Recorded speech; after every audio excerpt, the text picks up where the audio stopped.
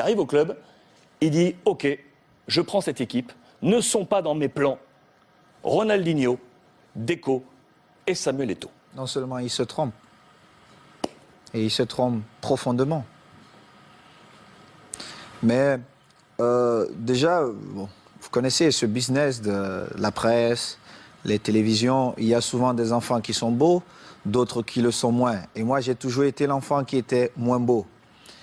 Et c'était mon rôle. Mais seulement, j'avais un rôle très important dans le vestiaire où je pouvais tout dire à n'importe qui en le regardant dans les yeux. J'ai une blessure au ménisque, je prends 7 mois et je décide d'aller faire ma rééducation dans ma maison à Majorque. C'était une erreur parce qu'à ce moment-là, il n'y avait plus le dialogue. Et quand vous avez un vestiaire comme celui du Barça avec des grands joueurs qui ne peuvent pas se parler, il y a un souci. Parce que la force du Barça, c'est que c'était un groupe de jeunes qui aimaient s'amuser ensemble. Quand on rentrait dans un stade, on voyait qu'il y avait une certaine complicité. On partageait plus que des entraînements, plus qu'un match de football. On se retrouvait pour dîner, on se retrouvait pour danser, on se retrouvait, on avait nos petits secrets. Et tout ça, quand je reviens, était mort. Était mort. Et comme j'aime souvent dire les vérités, et pour moi, toute vérité est bonne à dire, évidemment, ce jour, Ronny se trompe parce que c'était le match, mon retour, c'était face à la Real Sociedad. Franck, qui me prend avant le match, il me dit « Est-ce que tu veux commencer ou tu vas attendre ?» Je lui ai dit « Franck, je préfère jouer les dernières 20 minutes en espérant que le Barça sera en train de gagner 3-0, voire 4. C'est plus facile pour quelqu'un qui a fait 7 mois sans jouer. » Mais malheureusement, ce n'était pas ça. Franck fait 3 remplacements. Et je suis toujours à l'échauffement. Et à un moment donné, je reviens vers le banc de touche et j'ai dit à Eusebio, on a fait 3 remplacements, dont je vais aller m'asseoir. Simple. Moi, je n'étais pas fâché. Je reviens, c'est mon premier match. Je savais que j'allais jouer à n'importe quel moment, je devais jouer. Et Franck, qui va en conférence de presse, et on lui pose une question, mais pourquoi Samuel n'a pas joué? Il dit, oh, moi je ne sais pas, mais je l'ai envoyé à l'échauffement et il n'a pas voulu. Mais pourtant, j'étais à l'échauffement et je suis revenu et il avait fait 3 remplacements. Et Ronny, qui ne parlait pratiquement jamais à la presse, ou quand il passait, c'était le sourire et il partait. Et il sort une petite phrase. Moi, à ce moment-là, je me dis, mais est-ce que ce mec est normal? Parce que si quelqu'un n'était pas exempt de tout reproche, c'était Ronny. Mais on l'aimait comme ça. Et on le savait.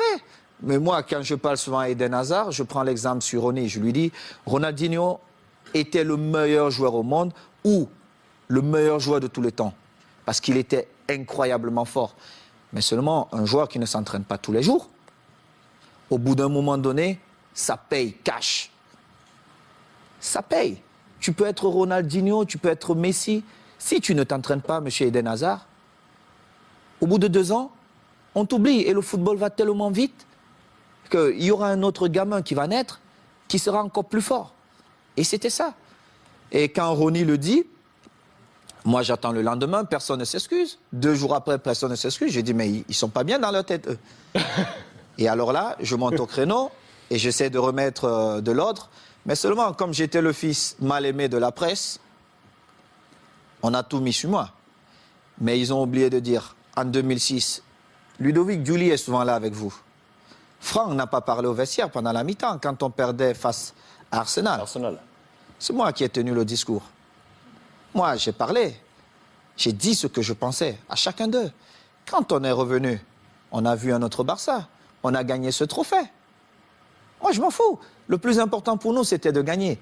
Et il était inconcevable de voir un groupe de jeunes gamins avec autant de talent perdre match face à Arsenal. C'était inconcevable. Et du coup, comment vous avez pris ce message quelques semaines plus tard, lorsque Guardiola qui arrive dit « Moi, Eto'o, Deco, Ronaldinho, c'est dehors ». Mais j'ai d'abord rappelé à Guardiola qui n'a jamais été un grand joueur. Il était un bon joueur. Et c'est vrai.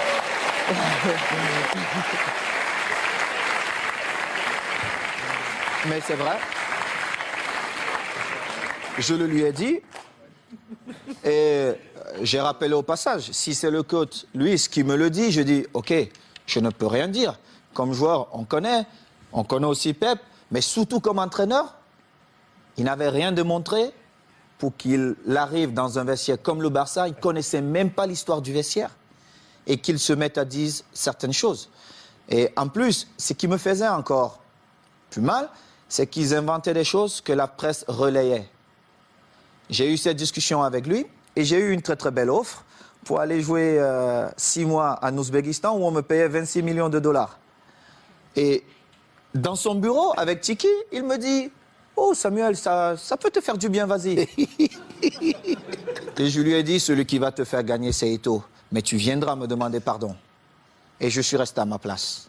J'ai continué à m'entraîner, nous sommes allés aux États-Unis et nous étions à Houston, dans le vestiaire. Il dit avant le match, OK, nous allons changer de dossard. Oh, tout le monde dit, oh, c'est l'entraîneur qui le fait maintenant, c'est surprenant. Et il dit, Titi, tu vas prendre le numéro 9 de Samuel. Titi Henry. Oui, Titi Henry, tu vas prendre le numéro 9. Et Titi était bien content. Et Eto'o portera le 14. Tout le monde était surpris. Et c'était un manque de respect total. Et je ne pouvais pas l'admettre. Parce que j'avais quand même écrit une belle histoire, même si elle devait s'arrêter là, au Barça. J'avais beaucoup fait pour le club. Que ce soit dans les stades, mais surtout en dehors du stade. En dehors du stade. J'ai toujours été là pour tous mes coéquipiers, pour tous les clubs. Vous êtes resté 1 an avec Pep. Je vais vous dire. Alors, il joue, je suis au banc de touche. Quelques jours plus tard, on joue contre une équipe de Mexico, Chivas. Chivas. Et il a le malheur de me donner 20 minutes. Et je crois qu'il pouvait se tirer une balle dans la tête. Et les 20 minutes, je marque 3 buts. On revient à New York contre Red Bull. Bon, il se dit, bon, voilà. Il me renvoie dedans. Je marque encore 3 buts. Il était obligé de convoquer une réunion. Mais comme il n'a jamais eu le courage de me dire les choses en face, il est passé par mes coéquipiers. J'étais en train de dîner. Et le délégué vient, Carlos Nava, il me dit, viens, j'ai une surprise pour toi. Moi, j'étais pressé. Je me disais peut-être c'est Beyoncé qui m'attendait.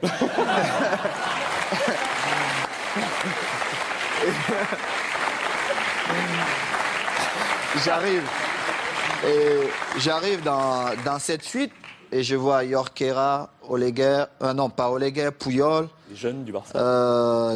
Léo, André, Xavi et surtout Victor, qui est l'un de mes meilleurs amis. Et Victor Valdés. Victor Valdés. Et je vois Pep qui est au fond. Et mon visage change. Parce que j'étais très agressif quand je voyais Pep. Mon visage change. Il n'a pas parlé. Alors, Makina, Xabi, il prend la parole et me dit, bon, négro, comme on te l'a toujours dit et on l'a manifesté, on veut que tu restes et il faut que tu trouves un terrain d'entente avec Pep. Et j'ai dit, moi, je ne parle pas à Pep. Il doit me présenter ses excuses. Parce qu'il m'a manqué le respect ouvertement à plusieurs reprises et je n'accepte pas ça. Moi, si vous ne me respectez pas, je ne vous respecte pas. C'est comme ça, la loi chez moi. J'ai souffert pour être là, je respecte tout le monde, mais si vous ne me respectez pas, je ne vous respecte pas. Mais alors là, je fais le double, ou voire même le triple que ce que vous avez fait. Et Pep, il parle un peu en catalan, tout ça, il trouve un peu des phrases difficiles. Et on commence la saison, j'ai parlé 2 fois à Pep. 2 fois. Une fois, c'est parce qu'il me demandait d'aller parler à Yaya Touré qui ne voulait rien savoir de lui. Et une autre fois, c'est parce qu'il voulait me donner des leçons, comment un attaquant devait bouger. Je lui ai dit, mais Pep, tu as été milieu de terrain, tu n'as pas été un grand attaquant. Moi, je marque mes buts comment? Ce mouvement ne devait pas se faire comme ça. Et en plus, on était à l'entraînement. Et moi, j'ai fait un jeu sans ballon pour créer un espace pour Messi qui venait. Et en plus, Léo marque. Il me dit, non, il fallait faire. Je lui ai dit, mais toi, t'es pas normal, toi. En fin de saison, je marque, je crois, 35 buts. Et je marque le but qui nous permet de prendre l'avance face à Manchester à Rome. On se retrouve En finale de Ligue des Champions. Oui, en finale de Ligue des Champions. On se retrouve à la Corogne. Et à la Corogne, je marque 2 buts ce match. Et je devais partir jouer face au Togo avec les Lions. On a un dîner bien arrosé. Moi, je ne bois pas. Mais tout le monde s'est lâché un peu. Et il dit, oh, je vais porter un toast. Et puis voilà.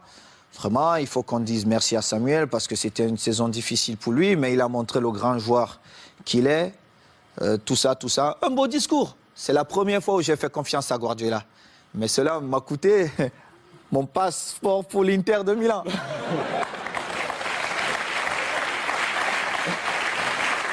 Et du coup, quand vous l'avez croisé ensuite à l'Inter, parce que vous l'avez croisé, on a une belle photo de vous en poignée de Regardez main. mon visage.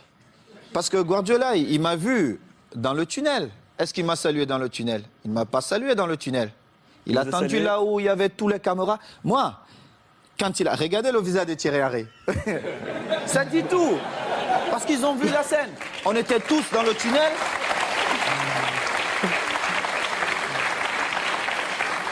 Regardez Léo Messi. Regardez le visage de Léo Messi. On était tous dans le tunnel. Il ne m'a pas salué. Il a attendu quand il y avait toutes les caméras pour venir me tendre la main. Évidemment, je ne pouvais pas refuser. Parce que le mal-aimé ou l'enfant détesté, on devait dire, ah, voilà, Samuel a encore fait des siennes. Mais seulement, les gens ne connaissent pas les dessous. Parce qu'il aurait bien pu me saluer dans le tunnel. Moi, j'ai eu des différences avec le code lors d'un match espagnol de Barcelone. Je ne sais pas si vous vous rappelez. à Majorque. Mais j'ai beaucoup d'estime pour le coach. Le Louis, football, c'était c'est ça. entraîneur de l'Espagnol. De l'Espagnol. Contre Majorque, Contre Majorque. vous êtes Oui, c'était envoyé un difficile. petit peu. C'était difficile pour le code, mais moi, je devais défendre Majorque et j'ai fait mon boulot. Et c'était pareil. Donc, c'est une histoire comme ça. Mais bon, après, on s'est retrouvés, Pep et moi, on a fait la paix. Et je suis content, mais la vraie histoire, c'est celle-là. C'est que Pep, peut-être dans son envie de gagner, n'a pas respecté certaines choses dans le football. Et heureusement pour lui, j'ai marqué quand même 35 buts cette saison-là qui nous ont quand même permis de gagner. Chichi cette saison.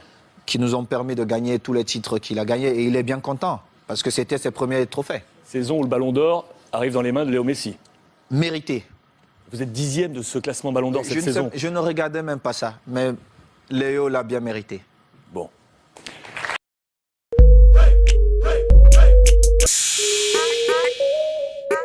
Yeah, yeah.